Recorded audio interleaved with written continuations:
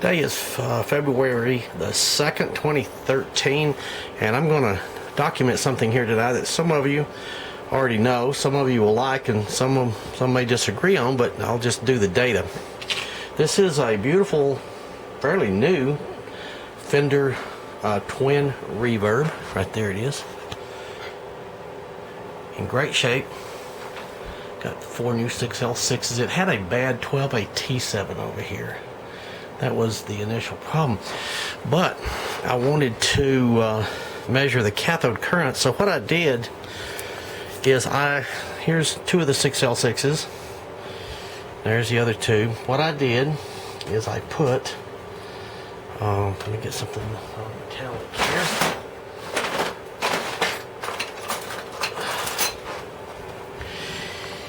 These 2 cathodes here and here are tied together, and I grounded them through a 1 ohm resistor. Same thing over here. That allows me to measure the cathode current on both sides, because these 2 are parallel and these 2 are parallel. The plate voltage is let's see, let me show you. It's 450 volts. Okay, let's see. Sorry, I gotta get the camera and play with high voltage at the same time. It's a little challenge. There it is. Whoops, glare. 439. Let's see what our input voltage is. Yeah, it's 120, 439 volts. And our bias voltage is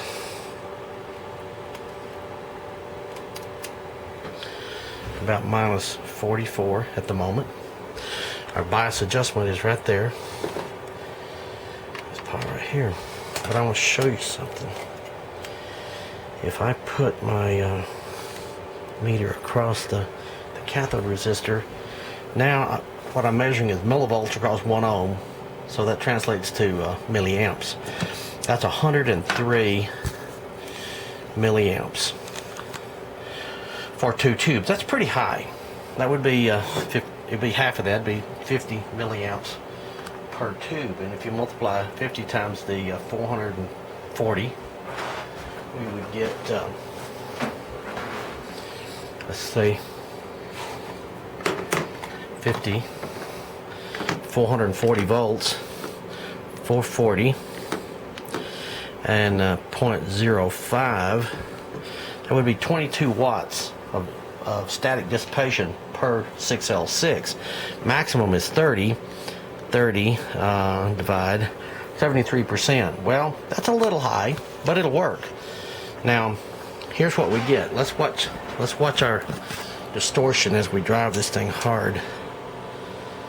Okay, right up to clipping. Well, see, that's actually doing really nice there. The symmetry is great.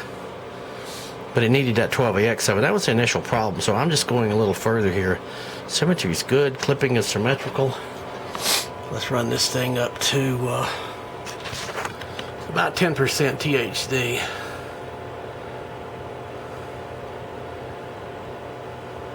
That's close enough. So that's 20 squared, which is 400 divided by 4 ohms. It's operating at 4. That's 100 watts. This guy's doing a really nice 100 watts. And right there we are with the highest cathode current. Now, watch this. I'm going to adjust this guy right here. I've got the bias turned down really low right now. Now watch when I increase the bias voltage, making it more negative.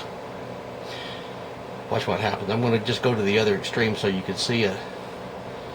Look at that notch distortion increase. The notch is right here, right there, right in the middle. That's notch distortion. So there it is with high negative bias. There it is with much lower bias. Now it doesn't affect the output as measured up here very much. Okay, there we are at the low bias, high cathode current, and look what we get.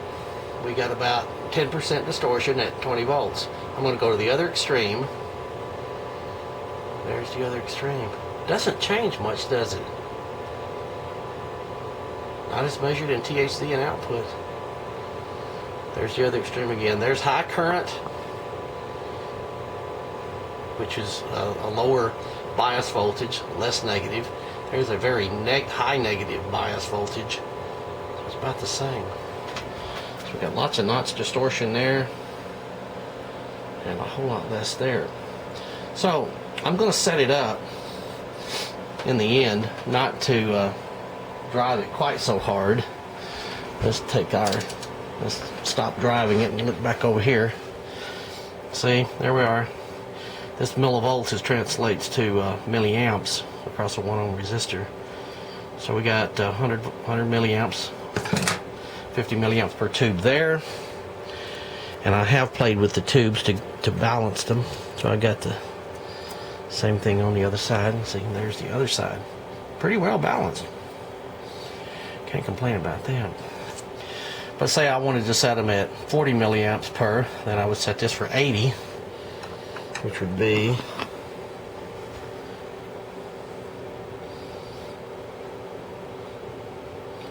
let's see, I can set it as low as, from one extreme, that's 19. Wow. That would only be 10 milliamps per tube. That's not going to be too good. And then up all the way up here, we got 50 milliamps per tube. So let's set it for about 40, which would be 80. There we go. It's close enough. Because it's not going to stay dead set on anything as things age. So we got 40 milliamps per tube there, 80 milliamps for the pair on one side. Let's go to the other side, and it would be right here. And we've got 82 there. That's it. So that's what happens when you raise your bias voltage really high. You end up with lots of notch distortion.